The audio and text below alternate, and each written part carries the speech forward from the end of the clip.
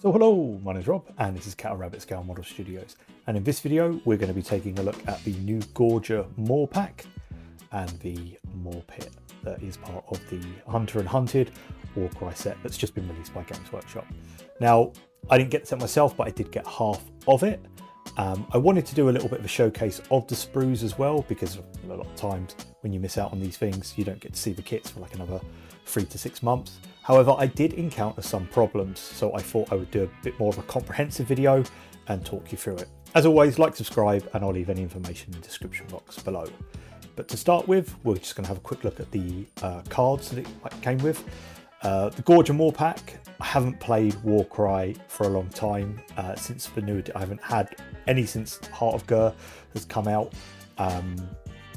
But on paper, their rules seem quite good. Their abilities seem quite fun, quite thematic as well, which I'm a big fan of. Obviously, being a big ogre player in Age of Sigmar, I've wanted new Gorger models for forever. You know, in all honesty, since the one singular fine cast one we have. Their little cards that they come with, as you can see, the guy here paying very much a homage to the original fine cast Gorger model.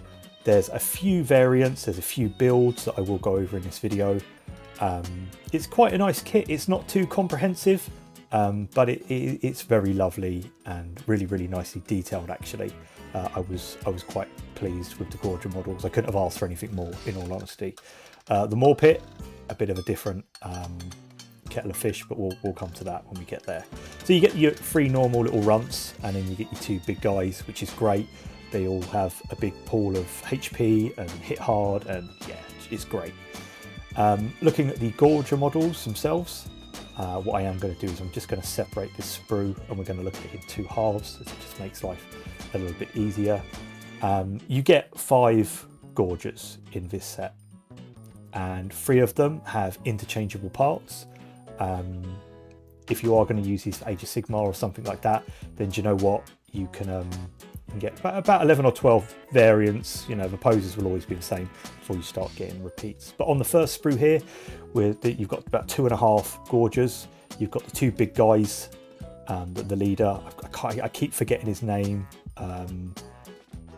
The Clawback, I believe he's called, and Cave Howler, because I'm not cheating. I didn't just cut the audio and go and look at the card to learn the names. And then you've got, tentatively, the Gorger with Club, Gorger, and Gorger with Great Club. On here is the Clawback and the Cave Howler. Once again, you know, it's silly trying to do like reviews of sprues and stuff like that, because they're very subjective. I love ogres. I was always going to like these sprues. The detail's great. They very much remind me of the Rock Gut Troggoth Troll Kit. Just lots of nice detail. All the like singular one-handed weapon heads are interchangeable. There are some extra heads that you can use. There are some extra hands you can use. Nothing too crazy. Big chunky bits as well. For me, personally, I think if you're a beginner getting into WARCRY, this would be a great warband for you, because it's not, you know, over just stimulating or giving you all these options. It's just quite simple. It's like, do you want them with a club or not? And that's it. You know, they're very versatile and very easy to build. Now, the Mawpit itself is, looking at the sprues, is great. It's great looking. It really is. You can kind of see here, it's a big chunk of plastic. It's massive. And you can also see that it's a slightly different plastic. See, I do believe this is manufactured in the stuff that was out in China.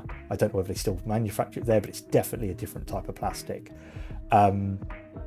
It comes in 2 halves.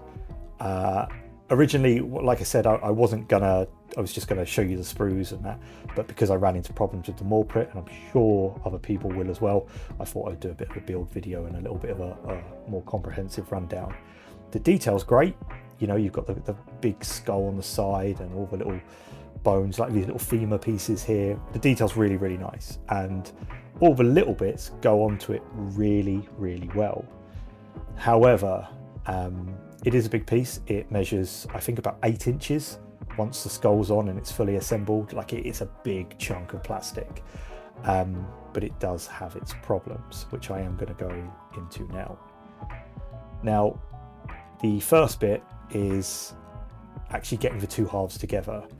if there's any warpage whatsoever, you're going to have a bad time. Make sure you've got elastic bands, lots of them. You can see here there's a little bit of a gap down the side. It won't matter too much because it would just look like a crack in the rock, and it is fairly stable. Once everything was dried, I did go around this seam here with super glue to make it an extra strong bond. If you want a really good finish, you're probably going to have to green stuff this. I had to really put some force on this for about 4 or 5 minutes to make sure it just stuck and bonded. It was a bit of a nightmare to get together this kind of two halves. The other thing I did notice as well, even though I've got everything lined up as good as I can, I don't know whether it picks up on video, but it's slightly uneven, so it actually rocks back and forth. So you might have to sand a little bit of excess off just to see it sitting really, really flat. The next problem I had, and I am 99% confident that this is actually a manufacturing issue that I might have to email GW about. You can see the skull, lovely detail, great, but if you line up the bottom, you can see at the top here where the teeth are, we get a really, a big gap. Once again, if we line the teeth up at the top, we get the big gap at the bottom.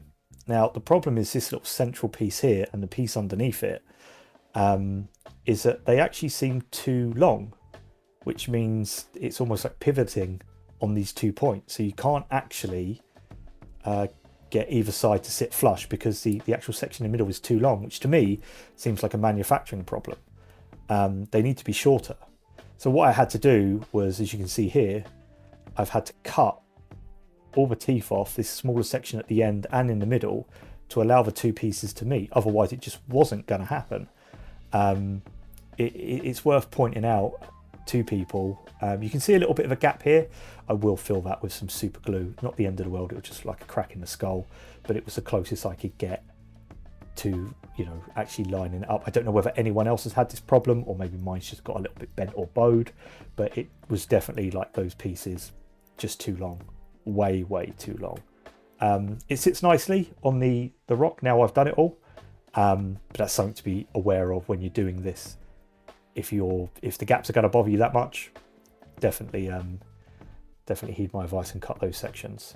But all in all, I've now unclipped everything, and these are the sub-assemblies I'm going to keep everything in. The femurs, great. They act as like little legs for the actual like altar of the Mawpit. You've got these cool little notches that just sit really, really well in the skulls, which is quite nice. Like so. It just kind of sits over it like this. Obviously really expanding on that footprint of the actual Mawpit itself, which is already quite chunky. It is quite stable. If you wanted to magnetize this, you probably could, and it'd be very easy to do so. All the additional teeth that are dotted around the Mawpit, I'm actually just going to keep on the sprue for the minute. No point unclipping them because I don't really need to. They just go around the outside. You've got these little chain sections which go on these longer struts here, and all these do is they just sit into this kind of like curved spinal bone column around the outside, and it just sits pretty nicely together. Once you get everything lined up, it goes together really nicely. The problem is getting it lined up. I do hope this is something that is addressed, because it does seem, pretty, it's not the end of the world. It's cutting a little bit of plastic, but I just thought it'd be worth pointing it out. Now the Gorgers are gorgeous, and they do come up with some options. So what I've done is I've made some. These are how I'm going to do mine, just to match the art cards that are there. I'm only going to use these for WARCRY really. They all have interchangeable heads, or at least the little free runty ones do, and there are some interchangeable parts. Obviously, once again, all like the weapon heads for the single weapons are interchangeable. You've got like axe heads, ice picks, stuff like that. He's got his little butt flap here, which I'm just going to leave off to make easy painting. But what you can do is you don't have to put the single weapon on. You can give him this cool kind of claw-like hand. Really, really nice. Once again, it's not an overwhelming amount of options. It's just kind of like, do you want it with this or without? Moving on to the next one, which again, this one's quite iconic as it very much resembles the Finecast Gorger that we have now. He's got the cool blindfold around his eyes and stuff like that. And you can probably see that he's a bit more feral than the rest. Really like the pose on this one. Love the faces. I think it's really, really cool. Once again, you can take off his hand and you can give him a single-handed weapon if you want to. And that just interchanges here. So you can have 2 with single-handed weapons or 2 without. And once again, he does have an interchangeable head. I think you get 6 heads, you only have to use 3. So you do get 3 spare. Here's the interchangeable heads. They're kind of cool, but I do like the slavering, open mouth, aggressiveness look of all of them that you can actually have with all the main 3. But once again, if you are going to get loads of these, having the extra heads is a great way to add a little bit of variation. Now, this guy is, he has a double great weapon. He hits really hard, but I don't think he gets as many attacks. As you can see, he's kind of a bit of a difficult one just to line up that arm. I've kind of left it off for the minute for ease of painting, but I think I'm going to glue it on and just kind of grin and bear it. Now here you can see some actual panic in my hands because he's got a spare arm section, and I generally thought I had glued the hand, the optional hand, to the arm, and I was like, oh my god, what have I done? Don't worry, I hadn't. It just got mixed in with one of the other ones. There's the arm that he would normally use for his great weapon, and then if you do, you can just have him with just 2 hands. So he can have a great weapon or just claws. So in actual fact, all 3 of these can have just claws. 1 always has to have the great weapon if you're going for an alternative build, and 2 will have small single-handed weapons. Once again, he's got that great angry looking gorgeous slavering face. I really, really, really like this guy. I think all the poses on these really, really good. And obviously just having those options for these 3, once again, it's not an overwhelming amount, which is why I said, and I stand by this, I think this would be a great WARCRY warband for a beginner who's just looking to dip their toes into something a little bit extra. Now we move on to the Cave Howler, probably my favourite, I think, of the bunch. I love the pose on this guy. He looks just feral. Everything a Gorger should be. He's hungry and he wants to eat. He does have these cool little bone things that go round his neck, which I am going to leave off for the minute for ease of painting. And obviously once we put the head on, you can see that he's got that absolute rabid kind of posture. It's just great. I think they've really nailed the Gorgers in this respect. And once again, if you are just going to get some of these to use in Age of Sigmar, you run them singly. They're not as a Mawpack. That's in, I think you can run them in a Mawpack, but you can obviously use singly if you want. They're just going to look fantastic. And then obviously lastly is the Clawback. He's kind of got this really fancy cape with these kind of spines that come over. He's a bit more fancy than the rest, as he's the big boss man himself. He's kind of got this cool kind of jaw-like necklace. We've seen these on the Sons of Behemat, the Kraken Eaters. They wear them. He's got kind of like a small one, and he's kind of got these cool little claw things that just strap around his face to make him look a bit more, almost like a bit of a hungry crown, if you will. All in all, the Gorgers are great. Once again, all these little single-handed heads, completely interchangeable. There's not much to it. You don't have to have the ones I've done. I've just done to match the art cards. But that's really it. I am going to leave you with some screenshots of the sprues. I have made some simple studio bases as well. I'll leave a link on how I did them in the comments below. But that's it for me in this one. Get ready to pause the video if you do want to see the sprues. Like and subscribe, all that good stuff.